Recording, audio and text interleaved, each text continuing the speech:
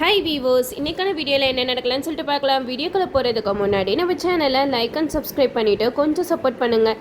வாங்க இப்போ வீடியோக்குள்ளே போகலாம். ரேவதி கார்த்திக்காக கிஃப்ட் கொடுக்கறதுக்காக ஒரு லெட்டரில் எழுதுறாங்க. அந்த லெட்டரை கார்த்திகிட்ட தூக்கி போடுறாங்க. கார்த்தி அந்த லெட்டரை பார்த்துட்டு அப்படியே படிச்சுட்டு தூக்கி போட்டுடுறாரு.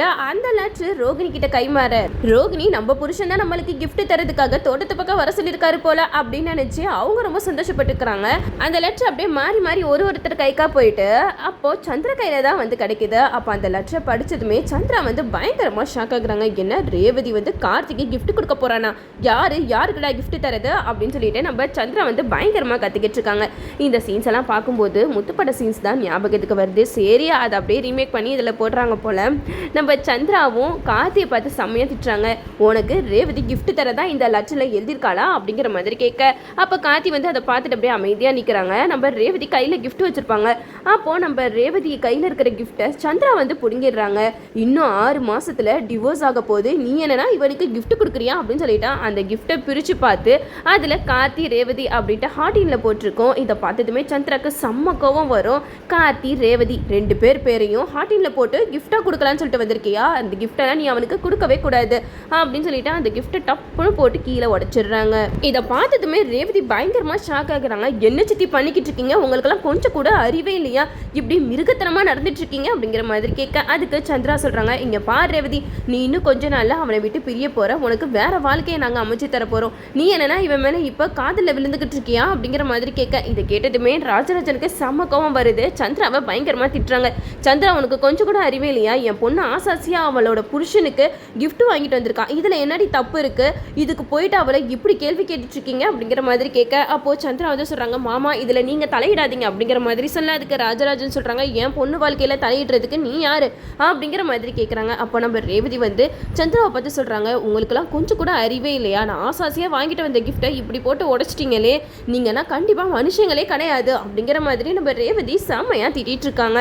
ஒரு கட்டத்துக்கு மேலே அந்த கிஃப்ட்டை நம்ம கார்த்தி எடுத்து இதை எப்படியாவது ஒட்ட வைக்கணும் அப்படின்னு சொல்லிட்டு ரேவதி வாங்கிட்டு வந்த கிஃப்ட்டை எப்படியாவது அதை ஒட்ட வச்சிருவாங்க.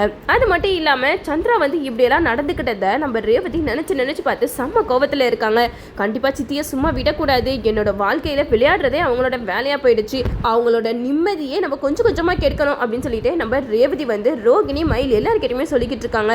சித்தி போடுற ஆட்டத்தை எங்களால் பார்த்துட்டு சும்மாவே இருக்க முடியல, என்னம்மாம்மா இவங்க இப்படி இருக்காங்க, இவ்வளோ கேவலமாக நடந்துப்பாங்கன்னு நான் கொஞ்சம் கூட எதிர்பார்க்கவே இல்லை, நான் ஆசாசியாக வாங்கிட்டு வந்த கிஃப்ட்டை இந்த மாதிரி பண்ணிட்டாங்க, அதனால கண்டிப்பாக சித்தி இதை நினச்சி வருத்தப்படணும் அப்படின்னு சொல்லிட்டு நம்ம ரேவதி சொல்ல, இதை கேட்ட மயில் ரோகிணி 2 பேருமே பிளான் போட்டுக்கிட்டு இருக்காங்க. பேசாமல் சந்திரகலாவை பயன்படுத்த வேண்டியதான் அப்படிங்கிற மாதிரி சொல்ல, அப்போ ரேவதி சொல்கிறாங்க, நீ சொல்கிறது கரெக்டு தான்க்கா, நம்ம சித்தியை தூங்கவே விடக்கூடாது, அவங்களுக்கு மரண பயத்தை நம்ம உண்டாக்கணும் அப்படின்னு சொல்லிட்டு நம்ம ரேவதி ரோகிணி இவங்க 2 பேருமே பேய் மாதிரிலாம் போயிட்டு சந்திரகலா ரூமில் போய் பயங்கரமாக பயன்படுத்துகிறாங்க. நம்ம சந்திரகலாவும் என்னடா இது நம்மளை சுற்றி ஏதோ நடக்குதே அப்படின்னு சொல்லிட்டு அவங்க ரொம்பவே பயந்து அலறடிச்சுட்டு வெளியில் ஓடி வராங்க. அப்போது நம்ம சாமுண்டீஸ்வரி வந்து சந்திரா கிட்ட கேட்குறாங்க, என்ன சந்திரா எதுக்காக இப்படி அலறடிச்சுட்டு ஓடி வர அப்படிங்கிற மாதிரி கேட்க, அப்போது சந்திரா வந்து சொல்கிறாங்க, அக்கா என்னோட ரூமில் என்னன்னே தெரியல, என்னை சுற்றி பயங்கரமாக ஒரு சவுண்டு கேட்குது, அது மட்டும் இல்லாமல் வளையல் சவுண்டு கோல்டு சவுண்டெல்லாம் கேட்குது அப்படிங்கிற மாதிரி சொல்ல, இதை கேட்ட சாமுண்டீஸ்வரி சொல்கிறாங்க, என்ன சந்திரா நீனு, நாங்களும் தான் இந்த வீட்டில் இருக்கோம், எங்களுக்கெல்லாம் எந்த ஒரு சவுண்டுமே கேட்கல, ரேவதி ரோகிணி உங்களுக்குலாம் ஏதாவது சவுண்டு கிடைச்சா அப்படிங்கிற மாதிரி கேட்க, அதுக்கு ரேவதி ரோகிணி சொல்கிறாங்க, இல்லையம்மா நாங்களும் தான் இங்கே இருக்கோம், எந்த ஒரு சவுண்டுமே கேட்கல, சித்தி எதையோ பார்த்து பயந்துட்டாங்கன்னு நினைக்கிறேன் அப்படிங்கிற மாதிரி சொல்ல, அதுக்கு சந்திரா சொல்கிறாங்க, இல்லைக்கா இவங்க எல்லாருமே நடிக்கிறாங்க, நான் இப்பயும் சொல்கிறேன், என் காதுக்கு அந்த சவுண்டு நல்லாவே கேட்டுச்சு, ஏதோ ஒரு உருமுறை சவுண்டு, அதுக்கப்புறம் வயல் சவுண்டு எல்லாமே கேட்டுட்ருக்கு, எனக்கு என்னமோ பயமாக இருக்குது அப்படிங்கிற மாதிரி சொல்ல, இதை கேட்ட சாமுண்டீஸ்வரி சொல்கிறாங்க, நீ எதுக்குமே பயப்படாத சந்திரா, தைரியமாயிரு அப்படிங்கிற மாதிரி சொல்கிறாங்க. மறுநாள் காலையில் எல்லாருமே டைனிங் டேபிளில் உட்காந்துருக்காங்க. அப்போ பரமேஸ்வரி அம்மா கிட்ட பால் கேட்டுட்டு இருக்காங்க. அவங்களும் ஒருத்தவங்களுக்காக கிளாஸில் பால் ஊற்றி கொடுக்குறாங்க. அப்போ நம்ம சந்திராவும் கேட்குறாங்க, எனக்கு ஒரு கிளாஸ் பால் கொடு அப்படிங்கிற மாதிரி கேட்கும்போது அவங்க பால் தான் எடுத்துகிட்டு வந்து வச்சாங்க. இதில் நம்ம கார்த்தியும் கூட்டணி சேர்ந்துட்டு நம்ம கார்த்தி வந்து மயில் கிட்ட கண்ணை கட்டுறாங்க, எப்படியாவது அந்த பாலை மாற்றி வச்சிருங்க அப்படிங்கிற மாதிரி சொல்ல, இது கேட்ட மயிலும் சந்திராவுக்கு கொண்டு வந்த பால் கிளாஸை எடுத்துட்டு வேற கிளாஸில் பீட்ரூட் தண்ணியை கலந்து அந்த இடத்துல இடத்துல வச்சிடுறாங்க.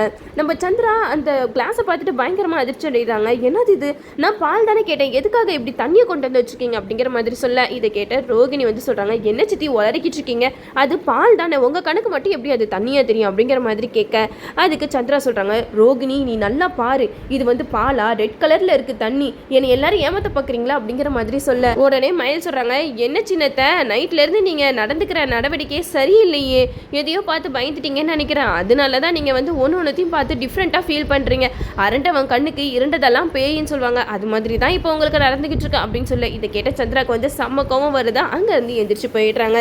நம்ம சந்திரா பயப்படுறதை பார்த்துட்டு எல்லாருமே செம்மையாக சிரிச்சுக்கிட்டு இருக்காங்க. அப்போ சந்திராவுக்கு மனசுக்குள்ள ஒரு எண்ணம் போய்கிட்டு இருக்கு, என்னது இது நம்மளை சுற்றி ஏதோ ஒரு அமானுஷம் நடக்கிற மாதிரிலே இருக்கா அப்படிங்கிற மாதிரி சந்திரா வந்து திங்க் பண்ணிக்கிட்டு இருக்காங்க. அது மட்டும் இல்லாமல் நம்ம ரேவதி ரோகிணி 2 பேரும் சேர்ந்து சந்திரா கரெக்டாக ரூமில் வரும்போது ஒரு புடவையை எரிக்கிற மாதிரி சீனெல்லாம் போடுறாங்க. இதை பார்த்துட்டு சந்திரா வந்து அலறி அடித்து கத்துறாங்க, அக்கா சீக்கிரம் என்னோட ரூமுக்கு வந்து பாரு, என்னோட புடவை எரியுது அப்படிங்கிற மாதிரி சொல்ல, இதை கேட்ட சாமுண்டீஸ்வரியும் ஓடி வந்து சந்திரகலா ரூமுக்கு வராங்க. அங்கே வந்து பார்த்தா புடவையும் எரியல, ஒன்றும் எரியலை, எல்லா புடவையும் அப்படியே தான் இருக்கு. அப்போ சாமுண்டீஸ்வரி வந்து சந்திரா கிட்ட சொல்கிறாங்க, என்ன சந்திரா இது நைட்டு என்னன்னா என்னமோ சவுண்டு கேட்குது அப்படின்னு சொல்லிட்டு பயந்துட்டு இருந்தேன், இப்போ என்னன்னா உன்னோட புடவைலாம் எரியுதுன்னு சொல்லிட்டு பயங்கரமாக பயப்படுறேன், அப்படி எதுவுமே இங்கே நடக்கலை, அங்கே பாரு புடவையெல்லாம் வச்ச இடத்துல வச்ச மாதிரி தான் இருக்கு அப்படிங்கிற மாதிரி சொல்ல, அதுக்கு சந்திரா சொல்கிறாங்க, இல்லைக்கா நான் சொல்கிறத நீயாவது நம்பு, இந்த புடவைலாம் எரிஞ்சிச்சு, நான் 2 கண்ணால் பார்த்தேன் அப்படிங்கிற மாதிரி சொல்ல, அதுக்கு நம்ம சாமுண்டீஸ்வரி சொல்கிறாங்க, இல்லை சந்திரா உனக்கு ஏதோ ஆயிடுச்சுன்னு நினைக்கிறேன், பேசாமவா ஹாஸ்பிட்டல் போய் பார்க்கலாமா அப்படிங்கிற மாதிரி சொல்லிக்கிட்டு இருக்காங்க. இதை கேட்ட மயிலும் சொல்கிறாங்க, அவங்களுக்கு புத்தி மழுகி போய் ரொம்ப நாள் ஆச்சத்தை, சீக்கிரமாக அவங்கள ஹாஸ்பிட்டலுக்கு கூட்டிகிட்டு போங்க அப்படிங்கிற மாதிரி சொல்ல, இதை கேட்ட சந்திரா சொல்கிறாங்க, இல்லைக்கா நான் ஹாஸ்பிட்டல்லாம் வரல, என்னை சுற்றி ஆனால் ஏதோ நடக்குது, அது ஏன் யாருமே புரிஞ்சுக்க மாட்டேங்கிறீங்க அப்படிங்கிற மாதிரி சொல்லிக்கிட்டு இருக்காங்க.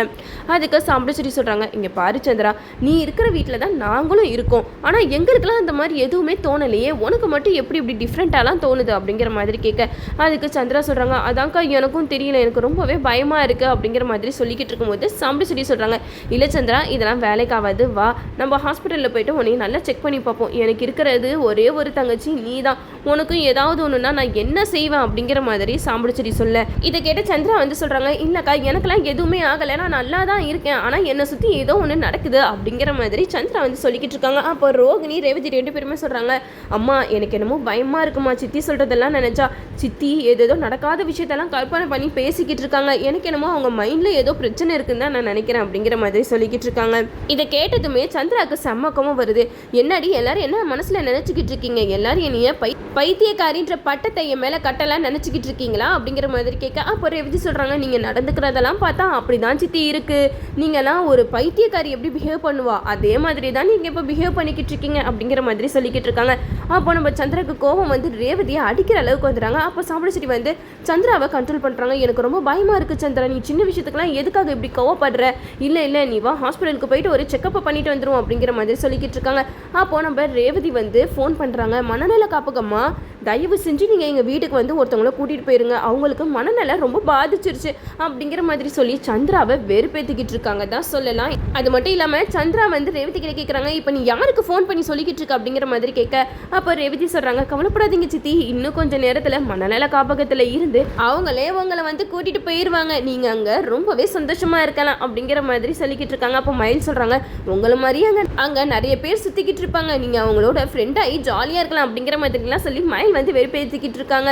இதுக்கப்புறம் கதைக்களத்தை எப்படிலாம் கொண்டு போகிறாங்க சொல்லிட்டு நம்மளும் வெயிட் பண்ணி பார்ப்போம். ஓகே வியூவர்ஸ், இந்த வீடியோ உங்களுக்கு பிடிச்சிருந்தா லைக் பண்ணுங்கள், மறக்காம நம்ம சேனலை சப்ஸ்கிரைப் பண்ணிடுங்க.